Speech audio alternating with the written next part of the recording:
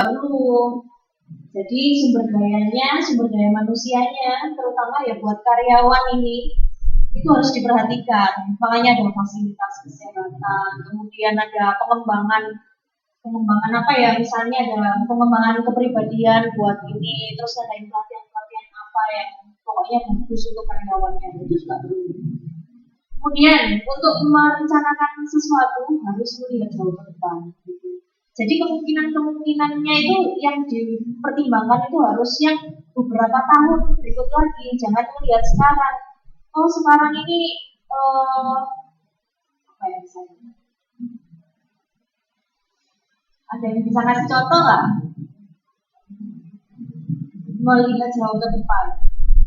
Jadi misalnya kalau sekarang ini kan time-nya lagi tenang gitu ya. Terus siapa tahu nanti kalau misalnya 10 tahun lagi, mereka udah menyiapkan, kan udah ada tuh bom nuklir ya, punyanya apa ini untuk perangan itu ternyata mereka sudah menyiapkan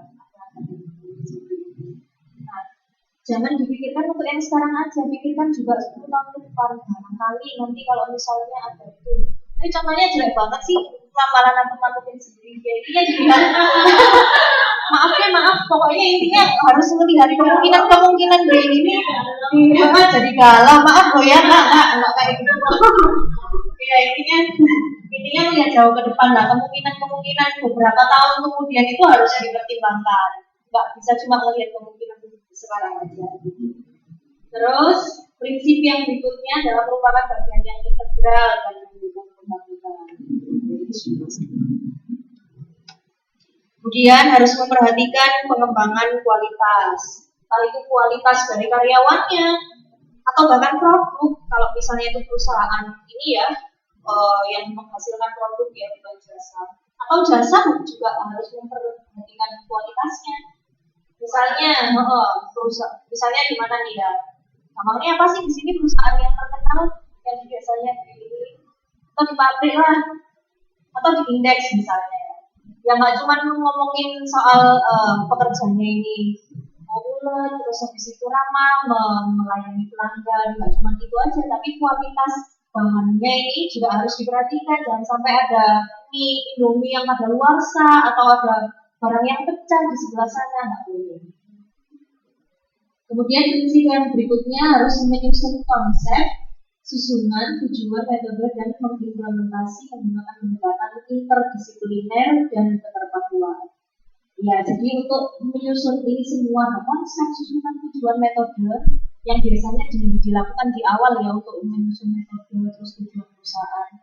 Kayak gitu tuh harus dilakukan harus menggunakan pendekatan interdisipliner. Ada yang bisa jelasin nggak interdisipliner maksudnya gimana? Inter itu maksudnya antar gitu, kayak interpersona berarti kan antara satu personil dengan dan personal lainnya gitu. Pendekatan interdisipliner. Misalnya di ini deh di perusahaan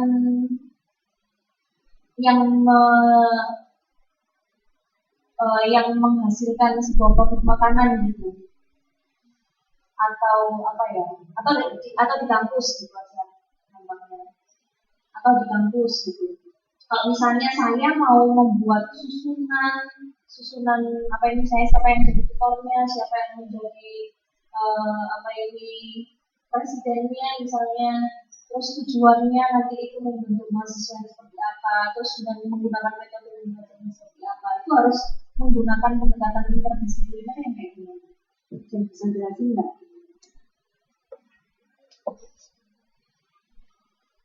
Ini gimana ya?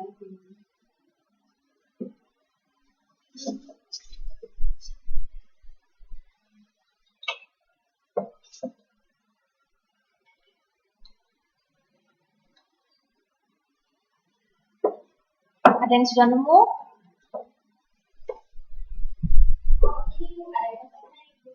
Gimana?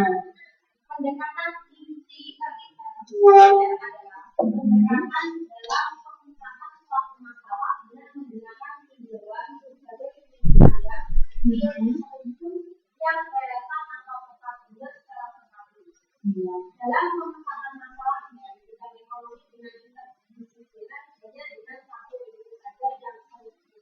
Iya.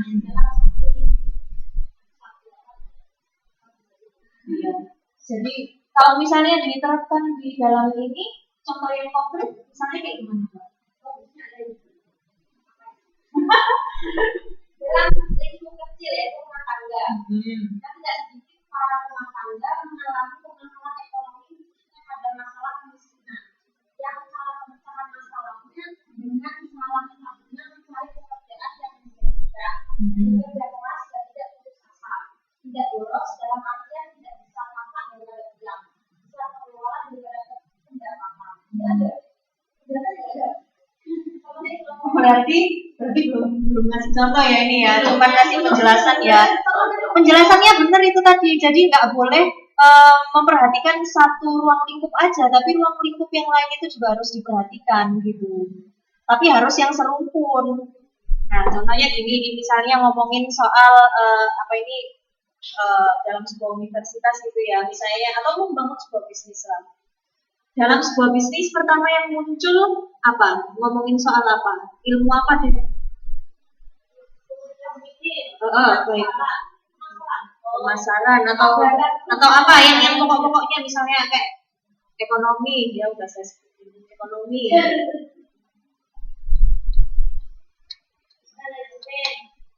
Apalagi yang lainnya dong, yang lebih pokok-pokoknya.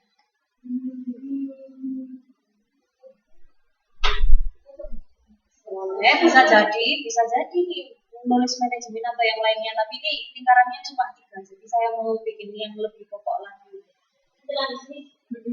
Ini misalnya mau membangun sebuah perusahaan deh, nggak begitu, nggak jadi universitas lagi, bangun sebuah perusahaan.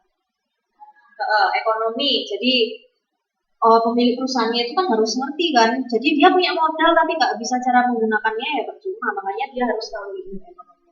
Kemudian apa? Psikologi. Psikologinya untuk apa ini?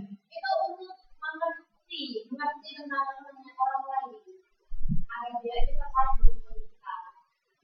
Mungkin itu dia. Boleh bisa.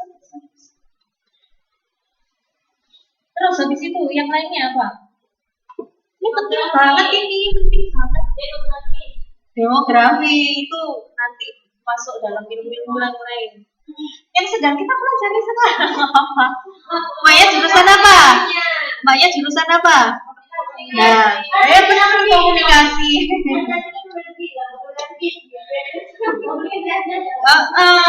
Pokoknya, nah gini makanya semuanya ini kan masih satu rumpun kan, masih ya nyenggol-nyenggol dikit lah. Orang ngomongin ekonomi, terus nanti ngomongin ke karyawannya atau kolega kerjanya, ngomonginnya pakai ini kan, harus ngerti komunikasi. Terus habis itu ngerti itu tadi ya, ngomongin soal halayaknya, siapa yang suka produk saya atau gimana caranya mempersuasi supaya mereka suka produk saya, bisa pakai psikologi juga. Nah, ini semuanya tuh harus serumpun. Gitu. Nggak bisa ini nanti nggak terus habis itu ada yang lainnya di sini teknik.